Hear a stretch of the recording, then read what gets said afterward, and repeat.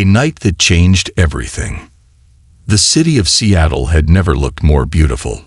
The crisp autumn breeze fluttered through the trees, carrying with it the faint scent of the ocean and the promise of change. Amara Thorne stood by the large windows of the Loron Tower's grand ballroom, gazing out over the city as the crystal chandeliers above her cast prismatic shadows onto the polished floors below. The soft clink of champagne glasses and the hum of conversation filled the air, but all Amara could hear was the beating of her own heart. It wasn't supposed to be this way.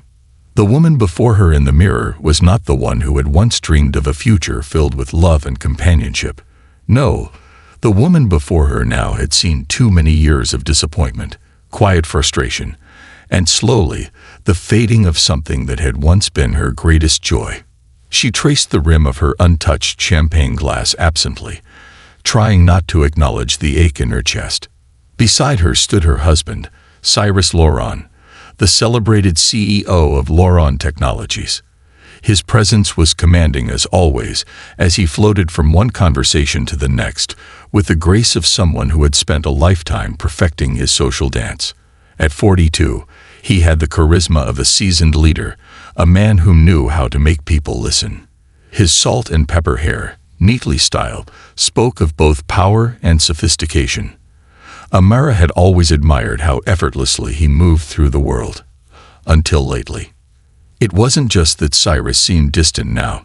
It was the small, insidious shifts, the late nights, the distractions, the subtle coolness in his voice when he spoke to her. There were times, moments of honesty, when Amara questioned whether their marriage had been nothing more than a beautiful illusion. A partnership formed on mutual ambition rather than love. As she watched him, a flicker of memory tugged at her. She remembered their first apartment, the evening spent hunched over coffee-stained papers as they dreamed of building something great together. There had been a time when Cyrus's smile could light up a room, when his hand on hers felt like home. But now there was only the facade, the public persona of perfection that masked the quiet cracks of disillusionment beneath. She was jolted from her reverie by a voice that sounded like an echo from a time long past. "Mrs. Loron, you look stunning tonight," said Marcus Chen, their chief financial officer. Amara turned to see him approaching with a smile that seemed to bring a small, much-needed relief to her tired soul. Marcus had been a constant friend in their corporate circle, someone she trusted amidst the faceless executives who surrounded them. He was one of the few who truly saw her, not just as the wife of the powerful CEO, but as Amara, the woman who had once dreamed of more than just board meetings and galas. "Marcus," she greeted, her smile reaching her eyes. "I thought you were in Singapore." "I was," he replied, his expression turning slightly concerned. "But I couldn't miss the announcement of the expansion. It's a huge milestone for Loron Technologies." She nodded absently, her gaze flicking toward Cyrus, who was deep in conversation with a group of investors. "Is everything all right, Amara?" Marcus asked, his voice laced with concern. "You don't look like yourself tonight." Amara hesitated for a moment before answering. She wasn't one to share her personal troubles, especially not at a corporate event, but there was something in Marcus's eyes that made her want to confide in him. Still, she forced a smile. "It's nothing," she said quickly. "Just a bit of fatigue. The new children's wing at the hospital has been taking up more of my time than I expected." Marcus didn't seem convinced. He studied her for a long moment before his gaze shifted across the room, following her eyes to where Cyrus was now laughing at something Vivian Sinclair, the new executive assistant, had whispered in his ear. "Cyrus and Vivian seem to be getting along well," Marcus said carefully, as if weighing his words. Amara's stomach tightened at the mention of Vivian. The younger woman, stunning in her tight red dress and platinum blonde hair, had become a fixture in their professional life. Amara had been the one to hire Vivian, seeing potential in her before anyone else did. But now, watching the way Vivian seemed to have become Cyrus's shadow, something inside her recoiled. "Yes," Amara replied, her voice betraying a hint of coolness. "Cyrus speaks very highly of her." Marcus nodded, but there was a flicker of something unreadable in his eyes as he studied her. "I know you've had a lot on your plate, Amara," he said quietly, "but if you ever need to talk, you know where to find me." Amara smiled faintly, grateful for his kindness. "Thank you, Marcus. I appreciate it." As the orchestra began a new piece, slow and haunting, Amara excused herself, needing a moment of solitude. She stepped out onto the terrace, where the cool night air hit her like a balm. The city sprawled out before her, a carpet of lights stretching to the horizon, but it all felt so distant, so far away. She pressed her hands against the stone balustrade, letting the quiet wash over her as her mind raced. She hadn't been paying attention to the signs, but now that she was here, in this moment of stillness, the truth was impossible to ignore. The changes in Cyrus's behavior, the coldness that had crept into their relationship, it was all too much to ignore. Behind her, she heard the soft click of the terrace door opening. She didn't need to turn around to know it was him. She could recognize his footsteps anywhere. "Cyrus. There you are." His voice was sharp, though his tone was controlled. "The Nakamuras are asking for you. They want to discuss their contribution to the children's wing." Amara turned slowly, her heart sinking as she looked at her husband. His eyes, once filled with warmth, now seemed distant, calculating. There was no concern for her well-being, no touch of tenderness in his voice, just the same detached businesslike demeanor he had adopted in recent months. "I'll be right there," she replied, forcing a smile as she straightened her posture. She could feel the weight of the moment, the unspoken words that hung between them like a curtain of smoke. He studied her for a moment, his eyes narrowing slightly as if he were about to say something more. "Are you feeling unwell?" he asked, his tone polite, as if speaking to a colleague rather than a wife. "I'm fine," she lied, her voice betraying none of the turmoil that was churning within her. "Just needed some fresh air." Cyrus gave her a curt nod before turning back to the door, already lost in the next business conversation. As he disappeared into the crowd, Amara allowed herself one moment of clarity. She could feel it, the end of something that had once been beautiful, once full of promise. Their marriage was no longer the love story it had once been. It had become a series of hollow performances, a carefully curated image designed to please the public. But it was more than just the cracks in their marriage. Amara felt it in her bones. The weight of the life they had built together was beginning to crumble, and she was left standing in the middle of it, unsure of how to rebuild. And then, like a whisper from the past, the phone rang. Shadows of betrayal. The weeks that followed that fateful evening at the Loron Towers Gala seemed to blur together in a haze of quiet tension and growing uncertainty. Amara had never imagined that a marriage, once the centerpiece of her world, could unravel so subtly, so invisibly. The signs had always been there, but she had been too focused on maintaining the image they had built together to see them for what they were, cracks in a foundation that was slowly eroding. Her morning had started like any other, an early wake-up call, a quick breakfast, and a flurry of emails that demanded her attention. But today, the stillness in their penthouse apartment felt more oppressive than usual. The soft hum of the city outside seemed a world away from the silence that had settled between her and Cyrus. He had been gone for 2 days, on another of his last-minute business trips that had become increasingly frequent in recent months. The reason for his absence didn't concern Amara anymore. She had stopped asking. Instead, she focused on the pressing matters of the day. The children's wing project at the hospital, the meeting with the new board members at Loron Technologies, and the growing pile of work that seemed to stretch endlessly in front of her. Yet there was a part of her, a deep and aching part, that could no longer ignore the gnawing feeling in the pit of her stomach. It wasn't just the growing distance between her and Cyrus. It was the feeling that someone, had entered their lives and had unknowingly or knowingly begun to fracture what they had once shared. That someone was Vivian Sinclair. Amara had never been one to indulge in jealousy or suspicion. She had always trusted Cyrus completely, their bond forged in the early days of their marriage, when they had been inseparable in their dreams and aspirations.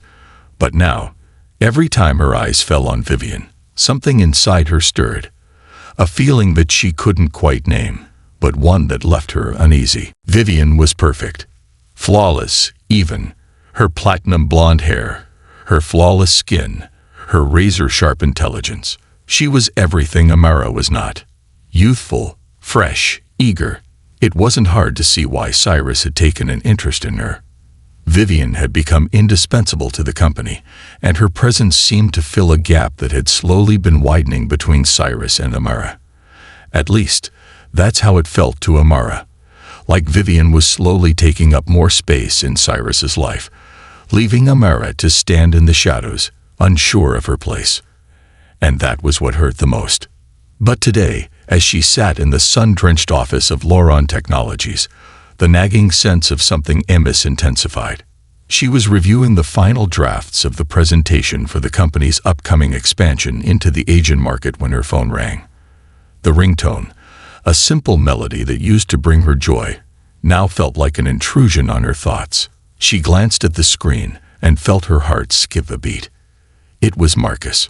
She had spoken to him only a few days earlier, after the gala, when he had checked in on her. His concern had felt genuine, and for the first time in a long time, Amara had felt as though someone saw her, truly saw her, as more than just the wife of the CEO, as more than just a footnote in a glittering world of corporate power and success. "Hello," she answered, her voice steady despite the sudden flutter of nerves in her chest. "Amara, it's Marcus," came his voice, smooth but with an undercurrent of something she couldn't quite place. "I need to talk to you. It's about Cyrus." Her breath caught in her throat. She sat up straighter in her chair, all pretense of casualness slipping away. "What is it?" she asked, her heart suddenly pounding in her chest. "What about him?" "I think you need to hear something. Can you meet me? It's important." Amara's mind raced. Her first instinct was to push back. What could he possibly have to say about her husband that could be so urgent? But the apprehension in Marcus's voice was impossible to ignore. She had known him long enough to recognize when something was wrong. And this time, it wasn't just a corporate issue or a minor disagreement, it was something deeper. "I'll be there in 20 minutes, she replied, her voice barely above a whisper. Her fingers trembled as she hung up the phone, and for the first time in weeks, she felt a flicker of hope, mixed with an unsettling dread. The cafe Marcus had chosen was small and intimate, tucked away in a quiet corner of Seattle. The faint scent of freshly brewed coffee filled the air, but Amara couldn't focus on the comforting aroma. Instead, her eyes darted to the door every time it swung open, her mind racing with 1,000 different possibilities. When Marcus finally arrived, he looked the same as he always had, calm, composed, with his usual easy smile. But there was something in his eyes now, something that sent a chill down Amara's spine. He ordered a coffee, then sat down opposite her, his hands folded neatly in front of him. "Amara," he began, his voice low. "I don't know how to tell you this, but I think you need to know." Her heart skipped a beat. "What's going on, Marcus?" He hesitated for a moment before speaking again, his words carefully chosen. "I've seen things, Amara. I've noticed the way Cyrus has been acting. It's not just the business trips or the late nights at the office. It's more than that." Amara's throat tightened, her fingers gripping the edge of her cup as she leaned forward, urging him to continue. "I've seen him with Vivian," Marcus said, his voice barely above a whisper. "And I've seen how much closer they've become, how much more time he's spending with her, away from you. It's not just business anymore. There's something else, something personal." Amara's world seemed to tilt on its axis. For a moment, the cafe, the sounds of bustling patrons, everything seemed to fade away. The words Marcus had spoken hung in the air, heavy and suffocating. "I'm not sure what's going on between them, but I think you deserve to know the truth," Marcus continued, his eyes filled with regret. "I think it's more than just a professional relationship." Amara's mind raced, her heart pounding in her chest. She wanted to deny it, to tell herself that Marcus was mistaken, that this was all just paranoia and insecurities getting the better of her. But deep down she knew. She knew the truth in her bones, and now, with the weight of it crashing over her, she felt like the ground had been ripped out from beneath her. "I had to tell you," Marcus said quietly. "But please, don't do anything rash. I don't know the whole story, but I thought you should know." Amara nodded numbly, her fingers gripping her cup so tightly that her knuckles had turned white. She didn't know what to say, didn't know how to process the information that had just been laid out before her. For the first time in years, she felt utterly alone. As she walked out of the cafe, the weight of Marcus's words pressing down on her like a physical force, Amara felt as though the world had shifted under her feet. Her marriage, once the cornerstone of her existence, now felt like a distant memory, a story that had been told too many times, with too many lies. And now, with the truth laid bare before her, Amara was faced with an agonizing question. What was she going to do about it? The answer, though she wasn't yet ready to admit it, would come in time. But for now, all she could do was brace herself for the storm that was about to break. The truth unraveled. The morning after meeting Marcus, Amara sat in her penthouse with the curtains drawn back, staring out at the morning sky. It was a perfect fall day in Seattle, with the sun casting long golden rays across the horizon. The city was waking up, bustling and alive, but she felt suspended in time.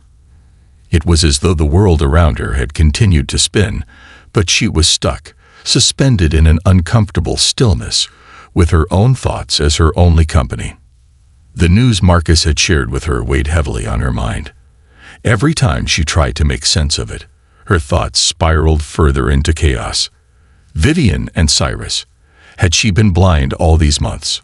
She thought about the late nights, the trips to Singapore, and the way Cyrus had become more distant with every passing day. She thought about the small things that had once seemed insignificant, like the way he no longer sought her out for evening conversations, or the subtle coolness in his touch.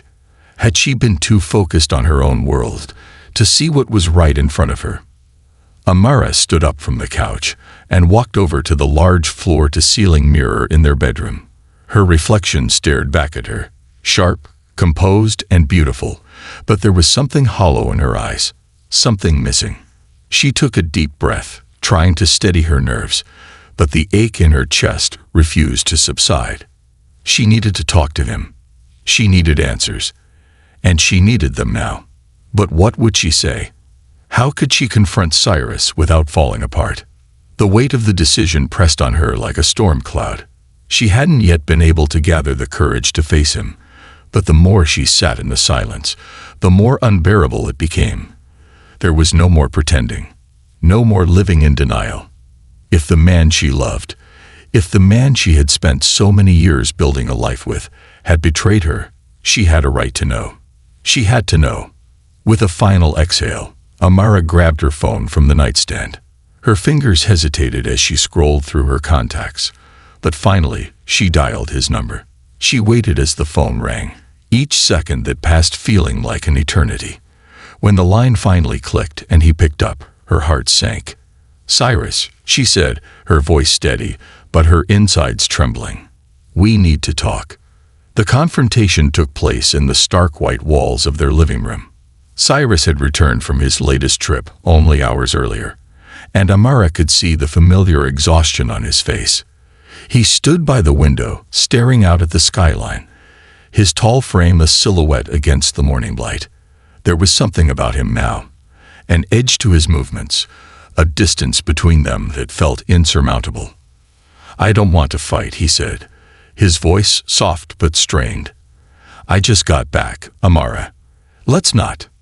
"No," she interrupted, her voice rising despite herself. "I'm not here to fight. I'm here to talk. To ask you something." Cyrus turned to face her, his expression unreadable. His eyes, once filled with tenderness, were now cold, guarded. "I know what's been happening," she continued, taking a step forward, her words cutting through the space between them. "I know about Vivian, and I know it's not just business anymore. What's going on, Cyrus? What's happened to us?" For a long moment, he said nothing. His gaze dropped to the floor, as if searching for the right words, or perhaps trying to figure out how to lie his way out of the truth. Amara's heart pounded in her chest, every second of silence unbearable. Finally, Cyrus spoke. "Amara, don't," she said sharply, cutting him off again. "Don't lie to me. Don't tell me it's just business. I've seen the way you look at her. I've seen the way you've changed. You think I don't know what's going on? That I don't feel it?" Her voice broke slightly as she spoke, but she didn't back down. "I can't keep pretending, Cyrus. I can't keep pretending everything's fine when I know it's not." Cyrus's face hardened, and he took a step closer to her, his jaw clenched tight. "It's not what you think." Amara's eyes filled with tears, and she clenched her fists at her sides. She had waited so long for this moment, had prepared herself for the possibility that the man she loved had become a stranger. And yet, in this moment, she was still shocked by the coldness in his eyes. "Then what is it?" she demanded. "What is it, Cyrus?" He exhaled slowly, running a hand through his hair. "I never meant for this to happen," he said, his voice low, almost regretful. "Vivian, she's someone I trust. Someone who's been by my side, helping me through a lot of things. And I guess I started to rely on her more than I should have." Amara's chest tightened as he spoke, her worst fears beginning to take shape in his words. She had known it. She had felt it. But hearing him admit it out loud, hearing him acknowledge it, was a blow she wasn't ready for. "And what about me, Cyrus?" she asked, her voice barely above a whisper. "What about us?" Cyrus hesitated. For a moment, there was a flicker of something in his eyes. Regret, perhaps, or guilt. But it was fleeting. He looked away, his gaze falling to the floor. "We've grown apart, Amara," he said, his voice quiet. "I don't know when it happened, but somewhere along the way, we lost what we had." The words stung like a slap, sharp and final. Amara blinked back the tears that threatened to fall, but she couldn't stop the ache in her chest. She had known it, of course. She had sensed it long before this conversation. But hearing it from his lips, hearing him acknowledge the truth that she had spent years trying to avoid, it felt like the final nail in the coffin of everything they had built together. "We've both changed," he continued, his voice growing softer, almost apologetic. "I didn't want this, Amara. I didn't want to hurt you. But I can't keep pretending that things are the way they were. I don't know how to fix this." Amara's heart shattered as his words echoed in the room. She had been holding on to the hope, the slim possibility that they could salvage what was left. But now, in the face of his admission, she saw the truth. Their love, their marriage, was not something that could be repaired by words or gestures. It had been broken for a long time, and neither of them had been brave enough to acknowledge it until now. "And Vivian?" Amara asked, her voice hollow. "What happens with her?" Cyrus's expression softened, and for a brief moment, Amara saw a flicker of the man she had once loved. The man who had made her laugh, who had held her through the hardest times. But it was gone as quickly as it had appeared. "She's a part of my life now, Amara," he said, his voice steady, though his eyes flickered with uncertainty. "I can't undo what's happened. But I still care about you. I always will."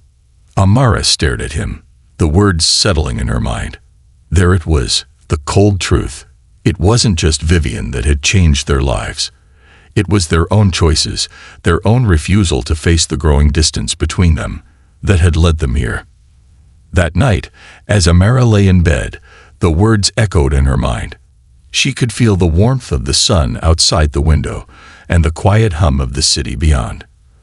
For the first time in a long time, she felt a sense of peace. She wasn't sure what the future held, but she knew one thing for certain. She had the power to shape it. And it was time to stop letting the past define her. Amara spent the next few weeks immersed in rediscovering herself. She took time off from her role at Loron Technologies, giving herself the space to breathe, to think, and to heal. She reconnected with old friends, traveled to places she had once loved, and even started picking up hobbies she had forgotten over the years. Painting, gardening, cooking. These were the things that had once brought her joy before the corporate world and her marriage had consumed her. And slowly, as she gave herself permission to enjoy these simple pleasures, she began to feel like herself again. It wasn't easy. There were moments when the pain would resurface. The memories of Cyrus, the dreams she had once held of a future together. But with each passing day, she grew stronger. She learned to sit with her discomfort, to acknowledge the pain without letting it overwhelm her. One afternoon, as Amara sat in a quiet park, watching the leaves fall gently from the trees, she received a text message. It was from Marcus. "Amara, I hope you're doing okay. I know it's been a difficult time, but if you need someone to talk to, I'm here." For the first time in weeks, Amara felt the need to respond. She had avoided Marcus since their conversation about Cyrus, unsure of where she stood with him. But now, with the clarity that had come from the time away, she felt ready to reach out. "Thank you, Marcus. I appreciate your support. I'm doing better, but I'm still figuring things out." Her phone buzzed again, and Marcus's reply came quickly. "I'm glad to hear that. If you ever need a friend to talk to, or even just someone to share a cup of coffee with, let me know." Amara smiled at his words. She wasn't sure what the future held for her, but she knew she wasn't alone. She had the support of friends who truly cared about her, and that was something she had long neglected in her pursuit of success. The journey ahead would not be easy, but Amara knew that with time, patience, and the right people by her side, she would find her way. The road to healing was long, but it had begun. The path of rediscovery. The weeks turned into months, and with each passing day, Amara felt herself slowly unraveling the tightly wound threads of the life she had once known. Her mornings were no longer filled with endless meetings and the weight of corporate decisions. The relentless ticking of the clock had softened, giving way to a slower rhythm, a pace she had long forgotten. As the world continued its frenetic pace outside her window, Amara found herself at a crossroads where every choice seemed to hold the potential for reinvention. During this time of reflection, Amara had become a stranger to herself. She had always defined her worth by her accomplishments, by the roles she played as a wife, a philanthropist, and a businesswoman. But now, standing on the precipice of a new chapter, she realized that those labels no longer fit. They were too narrow, too confining. She had spent so long fulfilling expectations, both her own and others, that she had lost sight of the woman she truly was. For the first time in years, she allowed herself to step outside the boundaries of what was expected. She didn't need to be perfect. She didn't need to have it all figured out. All she needed to do was breathe, to feel the air fill her lungs and remind her that she was alive, that she mattered. And slowly her life began to shift, piece by piece, as she made the conscious decision to reclaim her autonomy, her passions, and her joy. The change didn't happen overnight, but it began to manifest in small, beautiful ways. One of the first things Amara did was take a trip, a spontaneous decision that she had never allowed herself to make before. It wasn't some grand getaway to a luxury resort or a corporate retreat. No, she chose to go to a small town in the countryside, somewhere she had never been but had always wanted to visit. The trip was simple, but it was a turning point. As she wandered through the cobbled streets, with the scent of fresh bread wafting from nearby bakeries and the sounds of birds chirping in the distance, Amara felt something stir inside her. She felt free, freed from the expectations, free from the shadows of the past.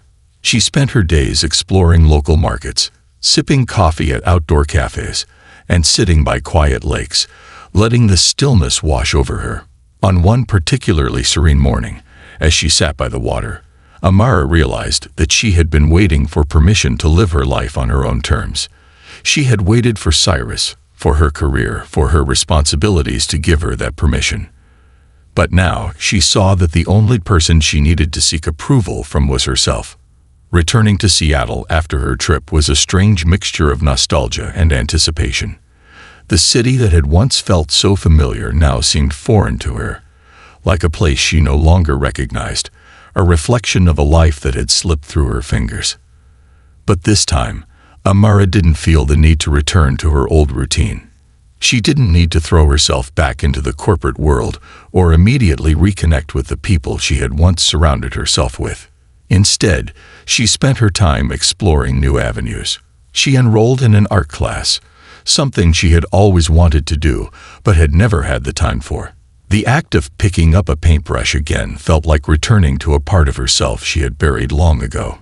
With each stroke, each color that bloomed on the canvas, she felt her heart begin to heal. The canvas was her therapy, her refuge, a place where she could express emotions too complicated to put into words. She also revisited old hobbies, things she hadn't thought about in years. Gardening became a form of meditation for her, the act of planting seeds and watching them grow providing her with a sense of peace she hadn't realized she was missing. There was something profound about nurturing life in this way. It grounded her, reminded her that growth, even in the face of pain, was possible. And through it all, Amara started to reconnect with herself in ways she hadn't imagined possible. She learned to enjoy solitude, to find joy in the little moments, and to take pleasure in the simplicity of life. Her connection to the world felt deeper now, richer, more authentic. She wasn't just living anymore. She was truly alive. But healing, as Amara soon discovered, was not a linear journey. There were still moments of doubt, moments when the ache of what she had lost, what she had trusted, threatened to overwhelm her. Cyrus's absence still lingered in her heart like an old scar that refused to fade, but she was no longer allowing that pain to define her.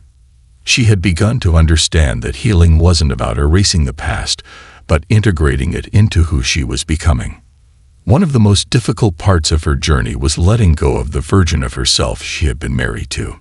She had spent so many years believing that her identity was tied to her marriage, to the image of the perfect partnership they had once projected. It had been easy to ignore the cracks when they were covered up by the glamour of their public life. But now, as Amara peeled back the layers, she was forced to face the uncomfortable truth that she had sacrificed a part of herself in the process. And so, as part of her healing, Amara made the decision to officially step away from Loron Technologies. It had once been her greatest pride, but it had also been the source of much of her unhappiness. She had spent years supporting Cyrus's dreams, watching him build an empire, but she had never fully pursued her own. It was a difficult decision. She had been involved in the company for so long that her name was synonymous with its success, but Amara realized that her worth was not tied to her association with Loron Technologies. She was her own person, and it was time to honor that. When she informed Cyrus of her decision, he was surprised, but there was an unexpected relief in her heart. She had been holding on to something that no longer served her, and in letting go, she found the space to breathe again. "I think this is the best choice for me," she said softly, looking at him across the desk in their office. "I've given so much of myself to this company, to our life together, but now it's time to give something back to myself." Cyrus didn't argue. He looked at her with a mixture of regret and resignation. He understood, in some quiet way, that this was the only path forward for them both. For too long, they had been bound by expectations that neither of them could meet anymore. "Do what makes you happy, Amara," he said, his voice softer than it had been in months. "You deserve it." As time went on, Amara found herself slowly carving out a new life. She didn't know what the future held, but she wasn't afraid anymore. She had faced her deepest fears, looked them in the eye, and had come out the other side stronger. The pain of the past had not disappeared, but it no longer had the power to control her. One afternoon, while sitting at a local art gallery, Amara met someone who would become a key part of her journey, a fellow artist named Theo. They struck up a conversation about the transformative power of art, about how it could heal, rebuild, and redefine. Theo was gentle but passionate, a kindred spirit who understood the importance of creating something authentic from the depths of one's soul. Their connection was instant, and soon they began spending time together, sharing their love for art and philosophy. Though Amara wasn't ready for a romantic relationship, she felt a deep connection to Theo, someone who reminded her of the strength and beauty in vulnerability. He encouraged her to showcase her art, to share it with the world in a way she had never dared before. And slowly, Amara did just that. She began displaying her paintings at local galleries, pouring herself into each piece. Each painting was a part of her soul, a manifestation of her journey, her growth. She didn't need the approval of anyone anymore. She painted for herself, and for the first time in years, she felt proud of the woman she had become. The reclamation of self. The days had settled into a quiet rhythm, and with each passing week, Amara continued to rebuild her life. The decision to step away from Loron Technologies had been difficult, but in hindsight, it felt like the most natural choice she could have made. Letting go of the company, letting go of the world she had once thought defined her, was both liberating and terrifying. It was like stepping off the edge of a cliff, unsure of whether she would soar or fall. But now, months into this new chapter, Amara realized that the freefall wasn't as scary as she had imagined. In fact, it had become exhilarating. She had no clear destination, no set path, but in the absence of all that structure, she discovered the most profound thing: herself. She spent her days immersed in painting, in creating something from nothing, a silent expression of all the emotions she could never quite put into words. Each brushstroke was a journey, a slow unveiling of everything she had been, everything she was becoming. Her art was no longer just a hobby or an escape. It had become her truth, the truest reflection of her heart. Yet it wasn't just in the art that Amara found herself. She spent time reconnecting with people she had once lost touch with, the friends who had always seen her for who she was, not for what she could offer them. She rekindled old friendships, rekindled a sense of community that she had abandoned for so long in her quest for perfection. But no part of her journey had been as transformative as her relationship with herself. Amara had spent so many years measuring her worth against her marriage, against her role in the corporate world. She had never allowed herself the freedom to simply be, to be vulnerable, to be flawed, to be human. And that was exactly what she was learning to embrace now, her humanity. It was on a particularly rainy afternoon, as the rain gently tapped against her studio windows, that Amara received an unexpected message. It was from Leela. "Hey, I'm coming to Seattle next week. I'd love to see you, if you're free. Let's catch up properly." Amara smiled softly at the message. It had been a while since they'd last spoken. Leela had been an anchor for her in the days after everything with Cyrus had ended, but now their lives had taken separate paths. Layla with her own whirlwind of adventures and Amara lost in her own quiet discovery. But there was something comforting about the idea of seeing her again. Layla was the reminder of who Amara had been before all of this, the woman who had once dreamed without limits, laughed without care, and lived without apology. When Leela arrived, it was like no time had passed at all. They picked up right where they had left off, their conversations flowing freely, their laughter filling the space between them. They spent hours talking over wine and shared memories, catching up on the twists and turns their lives had taken. But in the midst of their reunion, Amara couldn't shake the nagging question that had been with her since her confrontation with Cyrus. Had she truly healed? Was she ready to step into the world again, fully, without the weight of the past holding her back? Leela could see the uncertainty in her eyes. "You're different, you know," Leela said after a long pause, studying Amara carefully. "I don't mean that in a bad way, but I can see it. You've changed.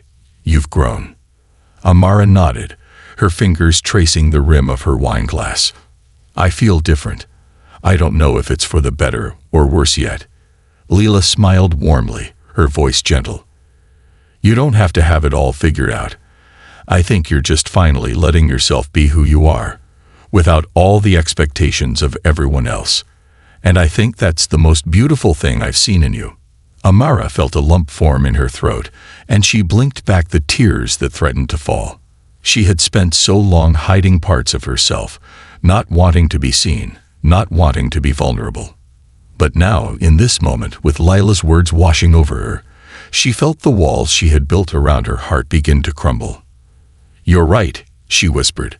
"I've been so afraid of who I am without everything I've built around me. Without the success, the marriage, the company. I didn't know who I was if I wasn't the perfect wife, the perfect professional. But now, I don't know where to start. I feel like I'm just beginning to understand who I am, and I'm terrified that I'll mess it up." Lila reached across the table and took her hand, her grip firm and comforting. "You don't need to be perfect, Amara. You never did. You're allowed to make mistakes, to fall, to stumble. It's all part of being human. And the truth is, I think you're already on the right path, the one you're meant to walk." For the first time in a long while, Amara allowed herself to believe that truth. In the months that followed, Amara continued to embrace the new life she was building, one that was shaped not by what others expected of her, but by what she wanted for herself. She began to showcase her art publicly, taking small steps into the world that had once been so intimidating. She hosted her first solo exhibition at a local gallery, and the night was filled with both excitement and nervousness. She didn't know what to expect, but there was a sense of peace that came with seeing her work hanging on the walls, her soul laid bare for the world to see. It was a small victory, but it was hers. She continued to nurture her friendships, both old and new, and slowly, she began to reconnect with parts of herself she had buried long ago. She spent weekends volunteering at local community centers, giving back to causes that had always been close to her heart, but had taken a backseat to her corporate obligations. She felt fulfillment in these small acts of kindness, realizing that she had always had the power to make a difference in the world, even without the title of CEO. And then there was Theo. While their connection had started as one of friendship and shared creative passion, it slowly evolved into something deeper, though Amara was careful not to rush it. She wasn't ready to dive into another relationship just yet, but with Theo, she felt something she hadn't felt in a long time. Safety. Safety to be herself, to be unguarded. They spent time together, talking about their dreams, their fears, and their aspirations. They challenged each other in ways Amara had never expected, but it was always rooted in mutual respect and admiration. One evening, as they sat on the roof of her apartment building, watching the sun dip below the horizon, Amara turned to Theo and said, "I think I'm finally starting to understand what it means to live for myself. Not for anyone else. Not for the image I used to project, but for the woman I am becoming."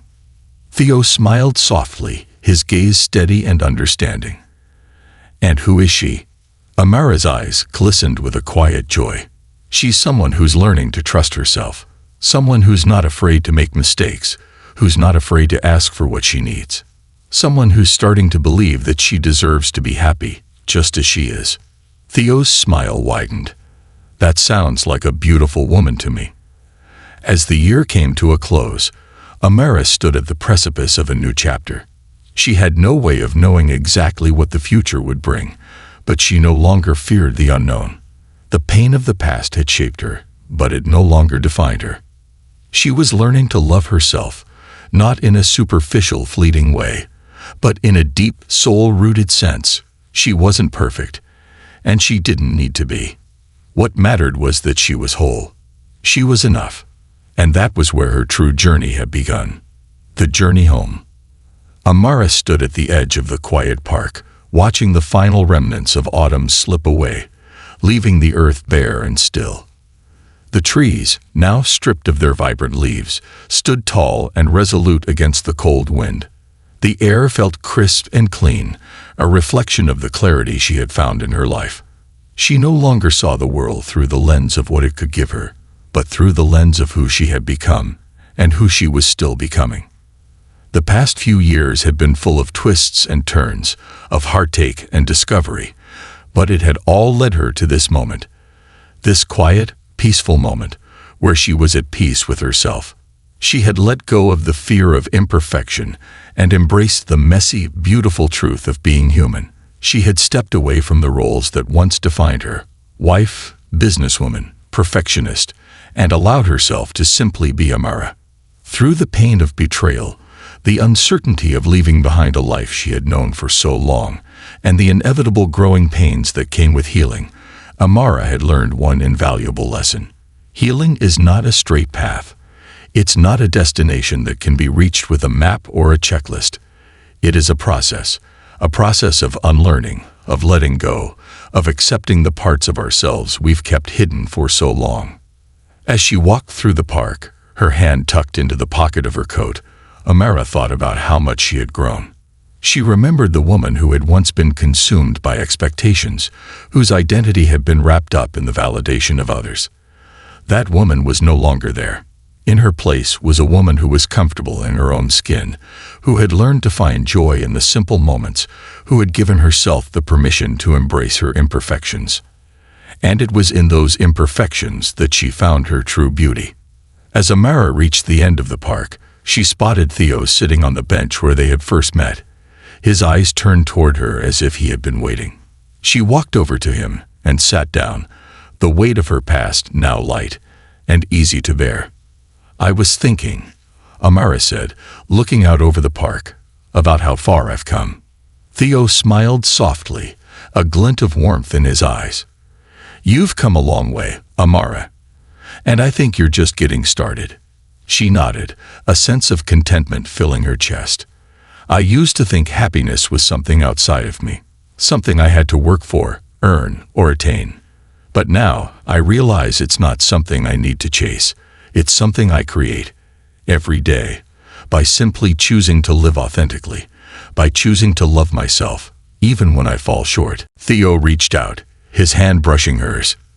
"You've always been worthy of happiness, Amara. You've just had to see it for yourself." Amara smiled, her heart swelling with gratitude. She had spent so many years trying to live up to other people's expectations, trying to be the perfect version of herself. But now she knew that perfection was an illusion. What mattered was the courage to be imperfect, the strength to rise after falling, and the grace to give herself the space to grow. She had learned that the journey towards self-acceptance was never about achieving perfection. It was about embracing who she was, flaws and all. As the sun began to set, casting its soft glow across the park, Amara felt a deep sense of peace settle in her soul. She didn't know exactly where her path would lead her, but she didn't need to. For the first time in years, she was simply content to be. "I've learned that life is about finding peace with yourself," she said softly, "and with the choices you've made. We all carry burdens, we all face challenges, but we also carry the power to choose how we move forward." Theo nodded, his expression thoughtful.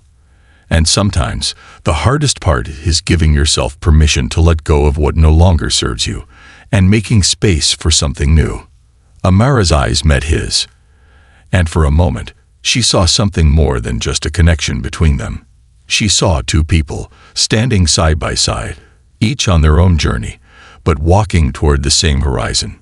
She had learned to trust herself, to trust the process of life, and to trust that, no matter what, she was enough. She didn't need validation or perfection, or to hold on to the past. All she needed was the courage to step into the future with an open heart. And so, as she stood up, ready to continue walking the path before her, Amara realized that this was the beginning of something beautiful. The end of one chapter was merely the start of another. The lessons she had learned would continue to shape her, but now she could carry them with grace, knowing that she had the power to create her own story. The world was wide, and her life, like her art, was hers to shape. The lesson. This story is a reminder that healing is a messy, non-linear journey. It's about learning to accept ourselves, not as perfect, but as whole. It's about finding the courage to let go of what no longer serves us and giving ourselves the permission to be vulnerable, to make mistakes, and to rebuild. True peace comes from within, And when we embrace our imperfections, we open ourselves to the possibility of a new beginning. You don't have to have it all figured out to move forward. The key is to trust the process and to always remember that you are enough, just as you are. This concludes the story. Thank you for watching until the end. I hope you found it enjoyable.